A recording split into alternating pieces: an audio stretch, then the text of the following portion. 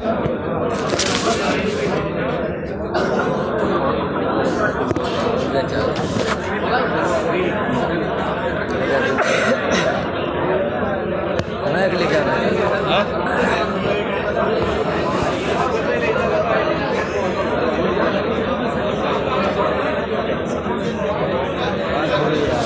नहीं है, बताओ क्या करते हैं?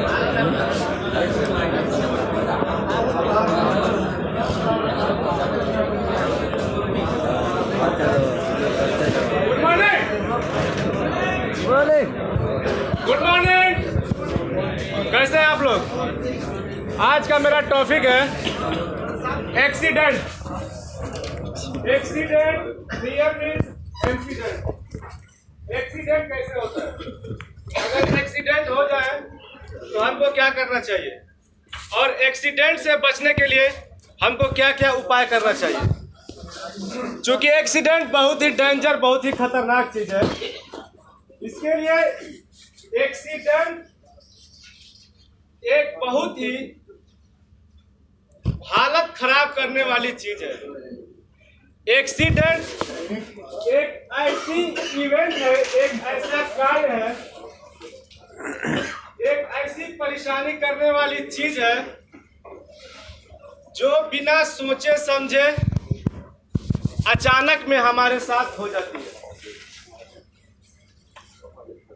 हम इतना एडवांस या टेक्नोलॉजी हमारे पास नहीं है कि हमको पहले ही मालूम हो जाए कि वहाँ पे एक्सीडेंट होने वाला है, नहीं तो हम तो वहाँ पे जाएंगे ही नहीं, या हम ऐसा काम करेंगे ही नहीं। लेकिन हमको पता ही नहीं रहता एक्सीडेंट क्या होता है, क्योंकि हमें पता ही नहीं एक्सीडेंट हो जाता है।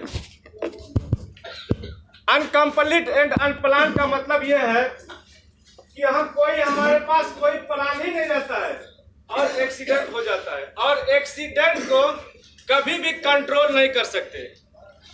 होने से रोकने के लिए कोई हम उपाय लगा सकते हैं। उन सभी एक्सीडेंट की संख्याओं को कम करने के लिए हमको क्या करना चाहिए?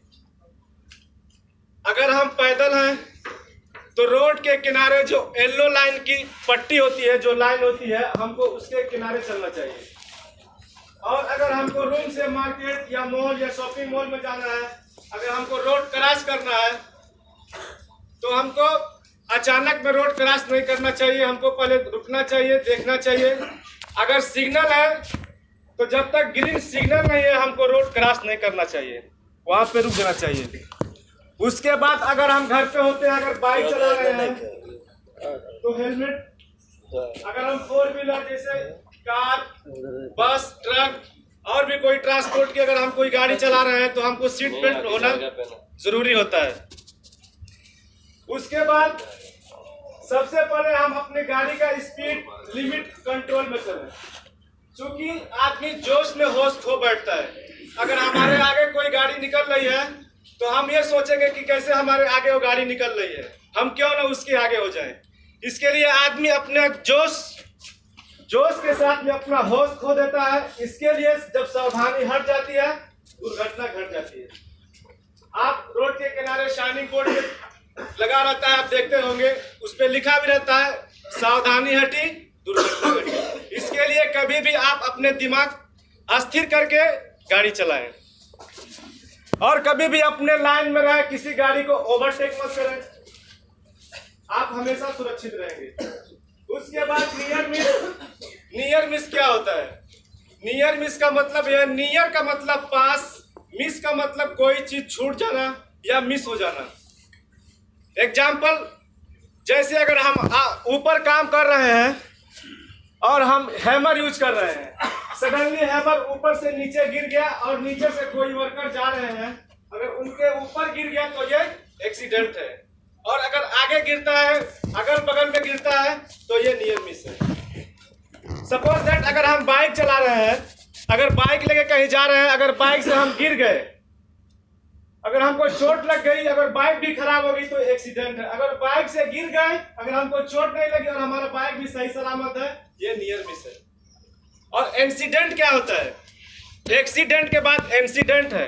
इंसिडेंट क्या होता है कि हमको मालूम नहीं पड़ता है कि ये एक्सीडेंट है या नियर मिस है।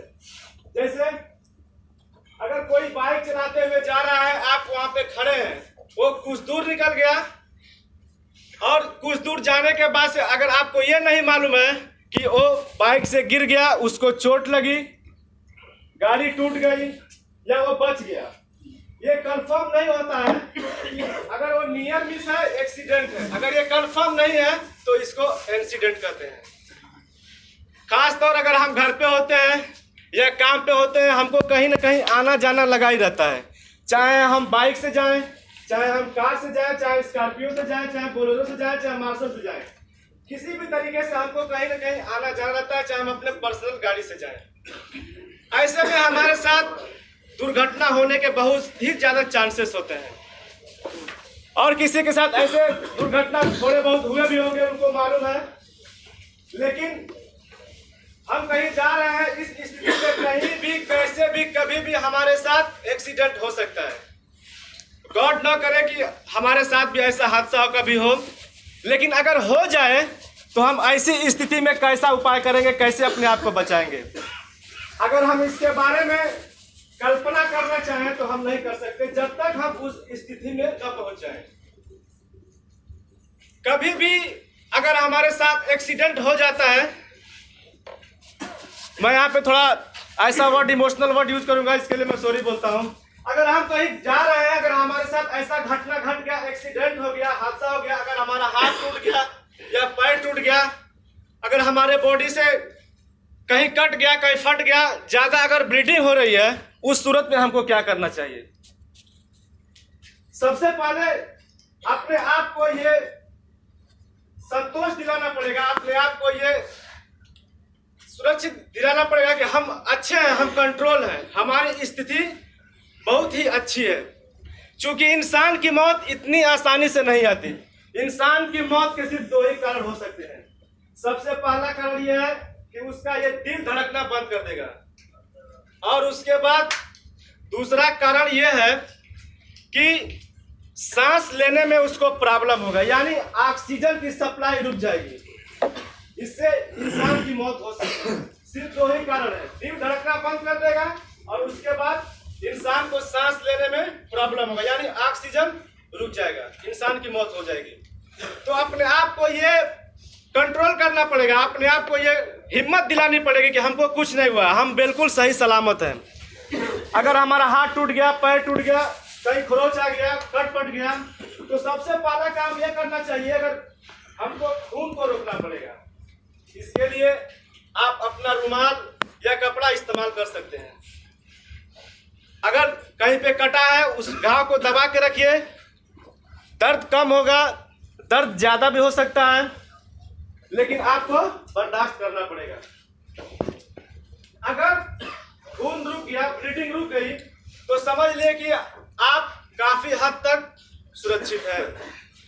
उसके बाद आपको क्या करना है, अगर आप सड़क पे गिर गए हैं, बीच में गिर गए, तो कोशिश ये करनी है कि आप सड़क के किनारे हट जाएं। क्योंकि क्या होता है, अगर आप सड़क के बीचों बीच, यहाँ का रूल यही है कि अगर आप सड़क पे गिर गए तो आपको कोई छू नहीं सकता है। और हमारा इंडिया, पाकिस्तान, बांग्लादेश का, अगर आप रोड पे गिर गए तो कोई ना कोई हमारा हेल्प थोड़ा बहुत कर सकता है। इसलिए आपको इतनी कोशिश करनी है, इतनी जल्दीबाजी करना है कि हम रोड के किनारे हो जाए। अगर रात का समय है तो स्थिति और भी खराब हो सकती है। क्योंकि क्या होता है, जो 4 व्हीलर वाले कार ड्राइवर होते हैं, डीपर अपर की वजह से वो सचेत नहीं करते हैं, इसलिए हो सकता है कि हादसा और भी ज्यादा बढ़ जाए। इसलिए कोशिश जहां तक आपको ये करनी है कि हम रोड के किनारे हो जाए। और जब आप रोड के किनारे हो जाए, उसके बाद आप क्या करेंगे? उसके बाद आपको यह करना है कि हिम्मत रखनी है कि हमको कुछ नहीं हुआ है, हम बिल्कुल सही हैं। उसके बाद अपना मोबाइल फोन निकालें और उसके बाद से उस पर एम्बुलेंस सेवा या पुलिस को फोन करें, और जहां पे एक्सीडेंट हुआ है वहां का लोकेशन बताएं, उस एरिया का नाम बताएं, अपना नाम बताएं।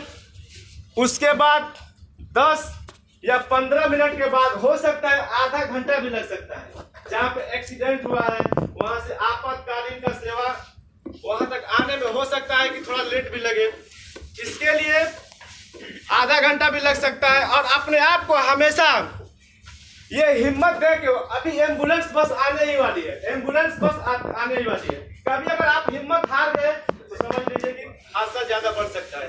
आप अपने दिल का डर निकाल दीजिए, बिल्कुल ही डर मत डरिए, बस आप अच्छे से काम कीजिए। मैं गॉड से ये दुआ करता हूँ कि आप सही सलामत रहें, अच्छे से काम करें और अपने घर को जाएं। थैंक यू, धन्यवाद। ओके, सबको नमस्कार।